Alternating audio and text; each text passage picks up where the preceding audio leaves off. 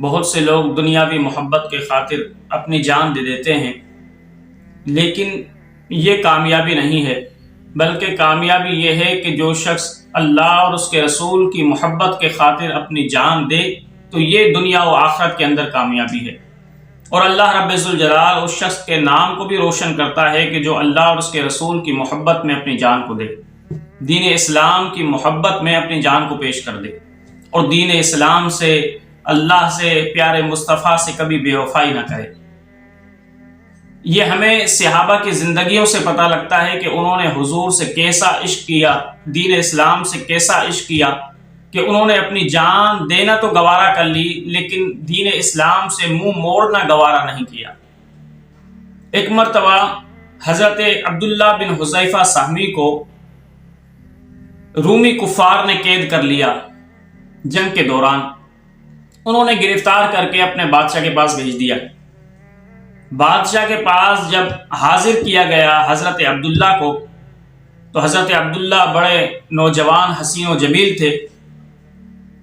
تو بادشاہ نے اس کو دیکھا، اس کے حسن کو دیکھا تو بڑا حیران ہوا۔ تو اس نے حضرت عبداللہ کے ایمان کو خراب کرنے کے لیے ایک پیشکش کی۔ وہ کہنے لگا، اے عبداللہ، اگر تم نصرانی مذہب اختیار کر لو تو میں تمہیں اپنی بادشاہت میں بھی شریک کر لیتا ہوں، اور میری ایک ہی بیٹی ہے، اس سے تمہارا نکاح بھی کر دیتا ہوں، کیا کہتے ہو؟ حضرت عبداللہ نے فرمایا، اے بادشاہ، اگر تو آدھی سلطنت تو دور کی بات ہے، اگر پوری سلطنت بھی مجھے دے دے اور عرب کی تمام بادشاہت بھی مجھے دے دے تو پھر بھی میں اپنے نبی سے آنکھ جھپکنے کے برابر بھی بے وفائی نہیں کر سکتا۔ جب اس بادشاہ نے یہ سنا تو اس کو بڑا غصہ آیا۔ اس نے حکم دیا کہ اس کو جیل کے اندر قید کر دیا جائے۔ اب قید کر دیا گیا۔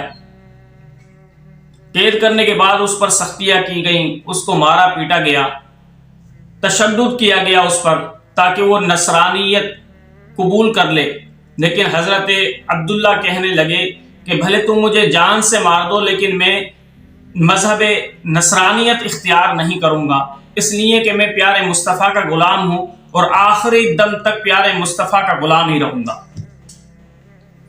پھر کیا ہوا کہ جب تشدد بھی اس پر کام نہ آیا تو بادشاہ نے حکم دیا کہ ایسا کرو، ایک دیگ کے اندر تیل گرم کرو، اور جب وہ خوب گرم ہو جائے تو مجھے اطلاع دینا۔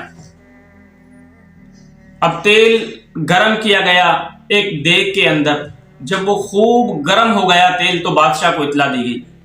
بادشاہ بھی وہاں پر آ گیا اور اس نے حکم دیا کہ عبداللہ کو بھی بلا لاؤ، اور دو چار مسلمان جو قید ہیں ان کو بھی بلا کے لے کر آ جاؤ۔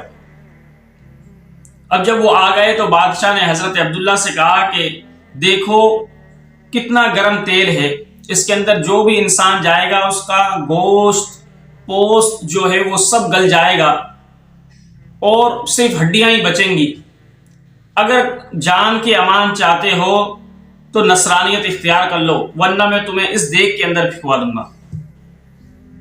حضرت عبداللہ فرمانے لگے، بھلے تم مجھے اس دیگ کے اندر ڈال دو، میری جان چلی جائے، لیکن میں دین حنیف کو نہیں چھوڑ سکتا، پیارے آقا علیہ الصلوۃ والسلام سے بے وفائی نہیں کر سکتا۔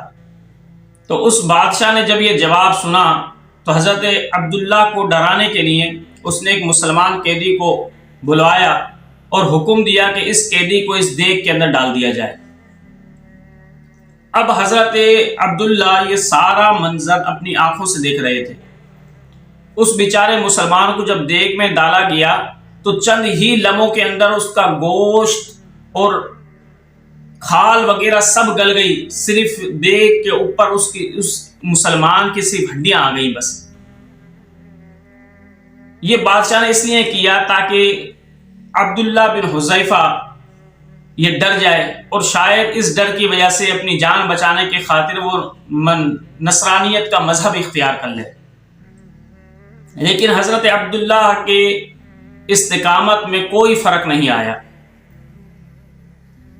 اب جب بادشاہ نے دیکھا کہ ان کی استقامت کے اندر کوئی فرق نہیں آیا تو بادشاہ نے کہا کہ عبداللہ کو ایک چرخی میں بٹھا کر اس کو بھی دیگ کے اندر ڈال دو اگر یہ نصرانیت کا مذہب اختیار نہیں کرتا۔ تو حضرت عبداللہ کو جب چرخی میں بٹھایا گیا دیگ میں ڈالنے کے لیے، تو بادشاہ نے دیکھا کہ حضرت عبداللہ کی آنکھوں سے آنسو رواں ہیں۔ وہ بادشاہ یہ سمجھا کہ شاید اب اس کا دل نرم ہوا ہے، اب اس کو اپنی جان سے محبت ہوئی ہے، شاید اب یہ مذہب نصرانیت اختیار کر لے۔ اس بادشاہ نے کہا کہ اس کو نیچے بلاؤ۔ نیچے بلایا گیا، اتارا گیا چرخی سے، اور پھر بادشاہ نے اس سے پوچھا کہ اب بتاؤ کیوں رو رہے ہو، کہ اپنی جان سے محبت ہو گئی؟ تو عبداللہ بن حذیفہ نے بڑا ایمان افروز جواب دیا۔ حضرت عبداللہ بن حذیفہ نے فرمایا، نہیں، میں اپنی جان کی خوف سے نہیں رو رہا، بلکہ میں تو اس لیے رو رہا ہوں کہ اللہ رب ذوالجلال میرے جسم کے روئیں روئیں کے اندر جان ڈال دے، اور اتنی جان ڈالے تاکہ میں ہر مرتبہ اللہ کی راہ میں قربان کیا جاؤں، اور بار بار اپنی جان جو ہے وہ اللہ کی راہ میں دیتا رہوں۔ جب وہ بادشاہ نے یہ سنا تو وہ بڑا حیران ہوا حضرت عبداللہ کے اس جواب سے، اور اس کو پتہ لگ گیا کہ ایمان مسلمان کا کتنا مضبوط ہوتا ہے، اور وہ اپنے نبی سے کتنا سچا ہوتا ہے کہ اپنی جان تو دینا گوارا کر لیتا ہے، لیکن دین حنیف سے بے وفائی نہیں کرتا، پیارے آقا سے بے وفائی نہیں کرتا، پیارے مصطفیٰ سے کبھی بھی دھوکے بازی نہیں کرتا، بلکہ وہ اپنے عشق کے اندر سچا ہوتا ہے۔ اسی طرح ایک روایت کے اندر آتا ہے حضرت عبداللہ کو پھر جیل کے اندر قید کر دیا گیا اور بھوکا رکھا گیا۔ جب کئی دن بھوک کے اندر گزارے اس نے، تو پھر اس کے سامنے خنزیر اور شراب پیش کی گئی تاکہ شاید بھوک کے اندر یہ کھا لے، لیکن حضرت عبداللہ نے نہ خنزیر کا گوشت کھایا نہ شراب پی۔ جب بادشاہ کو یہ اطلاع ملی کہ اس نے تو یہ کھایا نہیں دونوں چیزیں، تو بادشاہ نے اس کو بلایا۔ بادشاہ کہنے لگا، تم کیوں نہیں کھاتے، کہ اپنی جان کی پرواہ نہیں ہے تمہیں؟ تو حضرت عبداللہ بن حذیفہ فرمانے لگے کہ اگرچہ ہمارے دین میں اضطرار کی حالت میں یہ کھانا جائز ہے، لیکن اے بادشاہ میں یہ کھا کر تجھے خوش نہیں کرنا چاہتا اور دین کو رسوا نہیں کرنا چاہتا، اس لیے میں یہ نہیں کھا رہا۔ تو بادشاہ نے کہا، اچھا ایک شرط تو میری مان لو بھلا، تم دین نصرانیت بھی اختیار نہ کرو اور تم میری سلطنت بھی نہ لو، میری لڑکی سے شادی بھی نہیں کرو، ایک شرط میری قبول کر لو۔ وہ شرط یہ ہے کہ تم میرے ماتھے کا بوسہ لے لو، تو پھر میں تمہیں بھی آزاد کر دوں گا، اور جتنے تمہارے مسلمان ساتھی ہیں ان کو بھی آزاد کر دوں گا۔ حضرت عبداللہ بن حذیفہ نے کہا کہ اچھا یہ شرط میں مان لیتا ہوں۔ آپ نے اس کے پیشانی کو بوسہ دیا تو اس بادشاہ نے حسب وعدہ حضرت حذیفہ کو بھی، عبداللہ بن حذیفہ کو بھی آزاد کر دیا اور دوسرے مسلمان ساتھیوں کو بھی آزاد کر دیا۔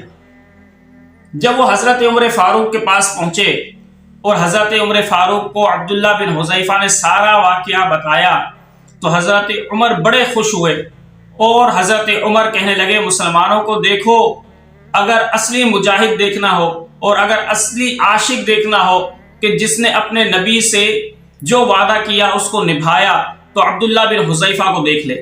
اور پھر فرمایا سب مسلمان عبداللہ بن حذیفہ کے ماتھے کو بوسہ دے، اور سب سے پہلے بوسہ پھر حضرت عمر فاروق نے دیا۔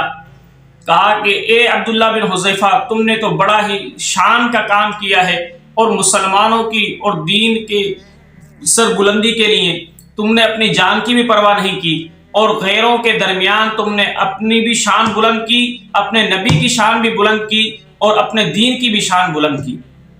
تو ایسے ہوتے ہیں عاشق کہ جو محبت میں سچے ہوں تو وہ جان دینے سے بھی دریغ نہیں کرتے، بلکہ اپنی جان دے دیتے ہیں اور اپنے عشق کو سچا ثابت کر کے دکھاتے ہیں۔